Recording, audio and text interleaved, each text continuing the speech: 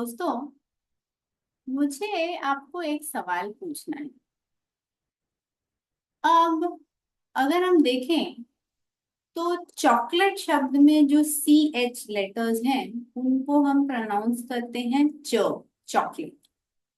वैसे ही शैंपेन में जो सी एच है उसे हम श इस अक्षर से प्रोनाउंस करते हैं, तो हुआ शैंपेन।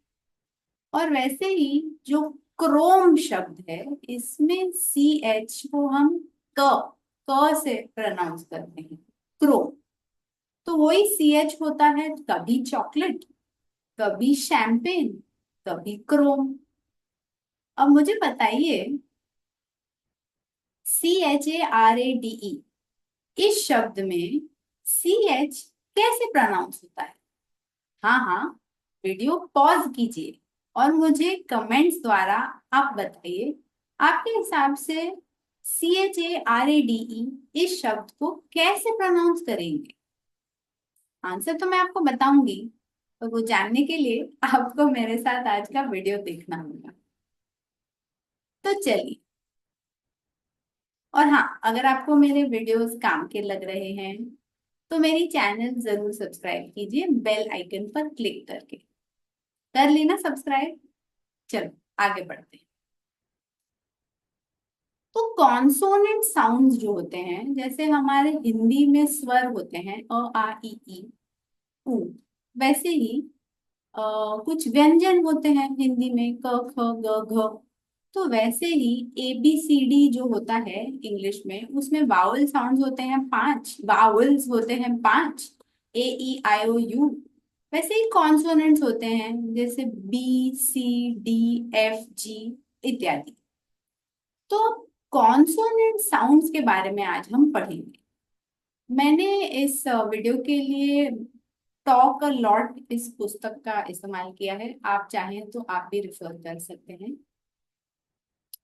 अब दिक्कत क्यों आती है, क्योंकि इंग्लिश में होते हैं 21 कॉन्सोनेंट्स, पर कॉन्सोनेंट साउंड्स हैं 25।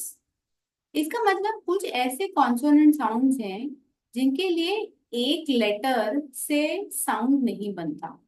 जैसे कि हमने देखा सी एच, ये दो लेटर से अलग अलग तीन अलग साउंड बने, च बना, श बना, क बना। अब कुछ ऐसे कॉन्सोनेंट साउंड्स हैं जो इंग्लिश में हम जैसे लिखते हैं पर प्रोनाउंस करते हैं उसमें फर्क होता है। तो ऐसे कुछ साउंड्स पहले हम समझ लेते हैं। जैसे कि आप देखेंगे ये जो पहला साउंड है, ये लिखा जिस तरह से गया है, ये इंटरनेशनल फोनेटिक अल्फाबेट का मैं आपको लिखावट दिखा रही हूँ। अब इस साउंड को हम श इस साउंड से प्रोनाउंस करते हैं, जैसे कि डिश, DISH में जो श आ रहा है वैसे। अब उसके बाद जो आपको साउंड दिख रहा है वो TH का साउंड है, जैसे कि थैंक। इस शब्द में जैसे हम थैंक यू कहते हैं, तो जब हम थैंक यू कहते हैं तो तब ये जो थ का साउंड है, जो हम हिंदी में कहते हैं, कथा का थ, वो वाला थ साउंड है थैंक में। उसी प्रकार से TH, इन्हीं दो अक्षरों का साउंड अगर आप फादर शब्द में देखेंगे तो वो हमारा द है, द जैसे कि दवा वाला द। पर उसी प्रकार से वही TH साउंड अगर आप THAT दैट में देखेंगे तो वो हमारा धन वाला ध का साउंड। तो वही TH दो अक्षर हैं, पर कभी बनते हैं थ थैंक यू में, कभी बनते हैं द जैसे फा द में, या कभी बनते हैं ध जैसे दैट में, दैट। उसी तरह CH का जो हमने देखा, कभी बनता है च, चिप में जैसे, या चीज में। तो इस च का जो उल्लेख है जैसे इंटरनेशनल फोनेटिक अल्फाबेट में, वो उस अक्षर से बनता है। उसी प्रकार बनता है एक साउंड ज, जैसे जैम में आता है, ठीक है। और एक साउंड है जो विजन, विजन VISION, विजन में जो ज साउंड है, ये ना ज है जैम वाला, और ना ये झ है जो हम हिंदी में झनकार वाला झ कहते हैं, वो भी नहीं है। उन दोनों के बीच का है। ये मैं आपको बेस्ट डिस्क्रिप्शन बता सकती हूँ, कोई एक ऐसा हिंदी का अक्षर नहीं है जो मैं आपको बता सकूं कि ये उसके जैसा है। पर हाँ, ये ज झ के बीच का है, तो आप बोले इसे विजन। ज ज इस साउंड को प्रोड्यूस करना है, और वही है वो अक्षर जो आपको विजन में एस का साउंड प्रोड्यूस करता है। ज, विजन। उसी प्रकार से है ये साउंड जो रिंग इस शब्द में है, रिंग, RING, रिंग। अब रिंग में एन और जी का जो जुड़ा हुआ साउंड है, वो है ये साउंड। और हम जी का जो ग है, उस पर ज्यादा जोर नहीं दे रहे हैं, तो रिंग को हम ऐसे प्रोनाउंस करते हैं, रिंग, ना कि रिंग। इस तरह से नहीं प्रोनाउंस करना है, रिंग ऐसे कहना है। तो ग थोड़ा सा खनक आती है उसकी, पर ज्यादा जोर नहीं। तो ये है कुछ विशेष अक्षर या विशेष साउंड अगर मैं कहूँ तो। और इसके बाद हम कुछ दो चीजों का अभ्यास करेंगे।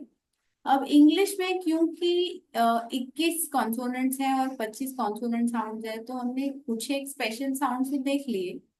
पर कॉन्सोनेंट क्लस्टर्स का कॉन्सेप्ट है इंग्लिश में, जहाँ दो तीन कॉन्सोनेंट्स एक साथ आते हैं, तो उनको प्रोनाउंस करने में जो दिक्कत आती है, उसको सॉल्व करने के दो तरीके हैं।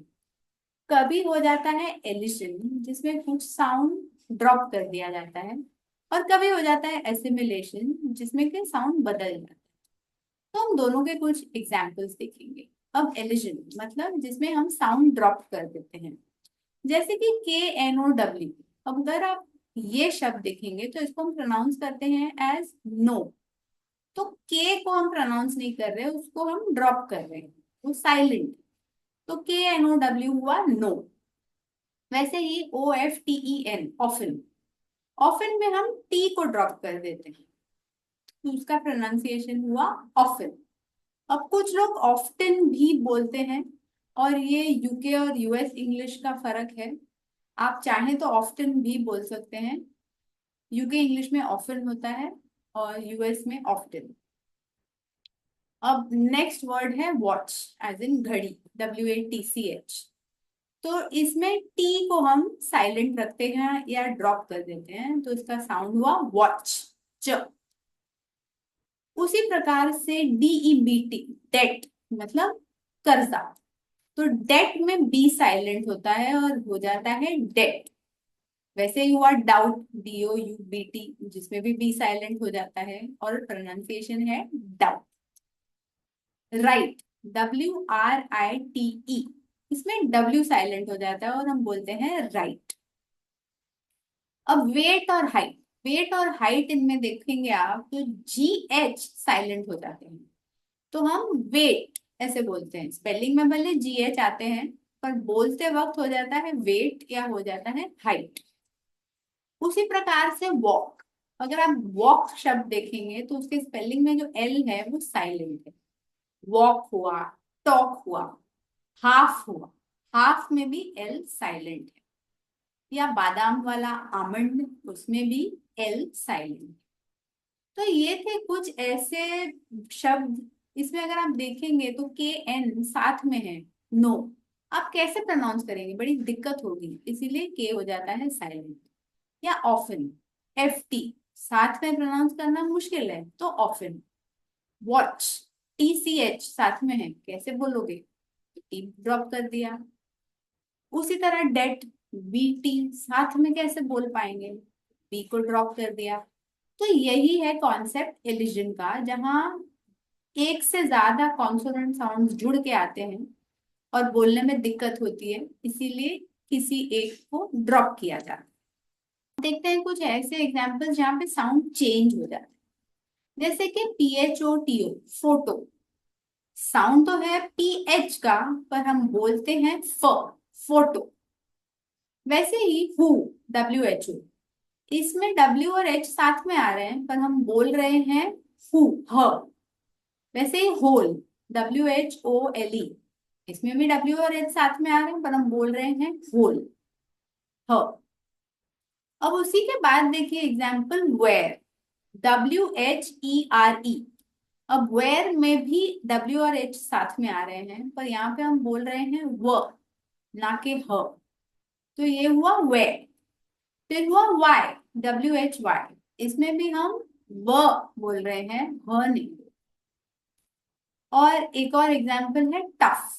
अब TOUGH, इसमें GH बन जाता है फ, टफ।